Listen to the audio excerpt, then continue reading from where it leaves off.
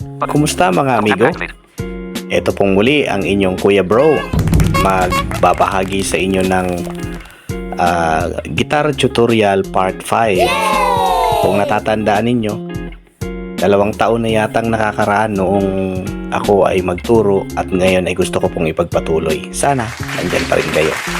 At kung hindi ka pa nakasubscribe dito sa aking napakamunting channel, ikaw ay inaanyayahan ko nang mag-subscribe para naman maipagpatuloy ni Kuya Bro ang kanyang mga simulain at lalo pa niyang mapagigihan. Okay? Let's go!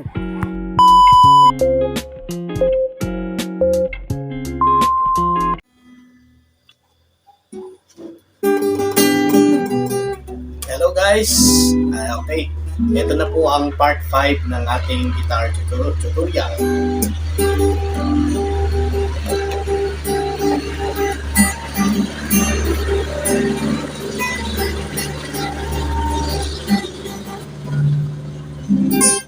Okay, pasensya na guys, nandito kasi ang bahay namin sa gilid ng kalsada kaya medyo pag may dumaan sasakyan talagang maririnig yun po yung narinig yung mga alingas-ngas tunog. Ewan ko kung anong tawag doon, hindi kasi ako Tagalog biro lang. Okay. Tulad po ng sinabi ko, ito po ang part 5 ng gitara. Nung mga nakaraan, itinuruan ko po kayo ng mga simula sa pinaka-basic hanggang sa makabuo tayo ng mga chords at ang B. Tinuro ko sa inyo na ang F at saka B. Pero ngayon, iisa-isahin po natin ang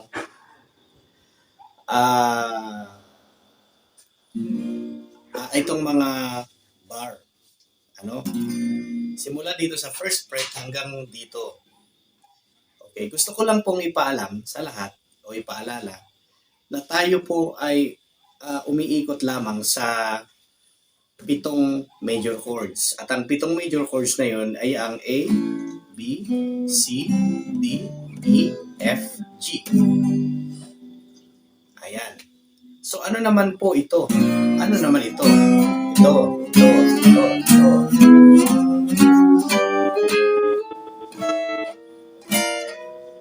Hanggang sa maabot. Depende sa maabot ng iyong kamay. Okay. So ito, okay. Simulan po natin dito sa first fret, parang B ito, di ba? Ito po ang kalaman po na ito ay para po sa mga beginners. Kung ikaw ay beginners, ito po ay talagang angkop sa iyo. Okay? Okay, first fret, hintuturo 1 2 3 4 5 6. At third fret, hinliliit, number 2, string. Palasingsingan is number 3. Number 4 ay gitnang daliri. Doon sa third fret, pareho. Ito po ang tinatawag na A sharp. A sharp po ito. Tawag ito ha. Okay, first fret ito. So parang posisyon siya ng B kung napapansin nyo. Kaya pag umabot siya ng pag inabante mo siya ng second fret sa parehong position pa rin, B po yan. Yan ang tinuro ko noong last na. Okay, sorry, medyo hindi tumutunog itong string ko Ano nangyari? Okay, well, di bali na. Basta ito ang B. Okay, second fret, B. Pagdating dito sa first sa third fret, C. Di ba? A, B, C. Sharp nga lang. B, C. Okay, dito sa fourth fret, ito ang C sharp. Major. So, puro ito major. Okay? So, kung ano ang C sharp, fourth fret. Okay? Ang fifth fret, ang 5 fret, dito sa 5 fret, pareho pa rin position, ito po ay D. Di ba may D na ganito? O pareho ang tunog. Higher lang ito. may mataas na nota lang dito. Okay. Pangilan na to? Dito sa 5 fret na ito, no? Ito, pag inabante mo sa ika-6 na fret, yan ang D sharp. Okay. D sharp. Yun. Tapos, pag inabante mo sa ika-7 fret, ito ang E. Okay. Parang E dito. Sa lower. Pareho ang tunog nila. Okay? Iabante mo sa ika-8 fret, ito ay F. See? F. Okay, yan ang F. Yung higher F. Okay? Pag inabante mo, A sharp.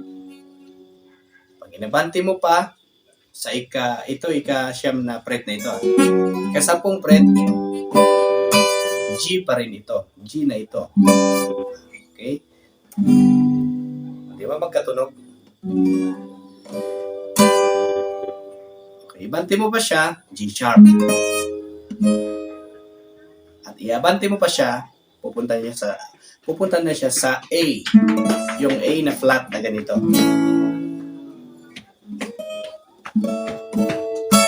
Ganyan na siya. Kaso lang, mataas na ang tunog niya. Siyempre, dito siya. Pag inabante mo pa ito, A sharp na siya. Parang ganito. Kaso medyo mahirap na itong abutin dito banda. Basta ang pagkakasunod-sunod, guys, ng mga chords.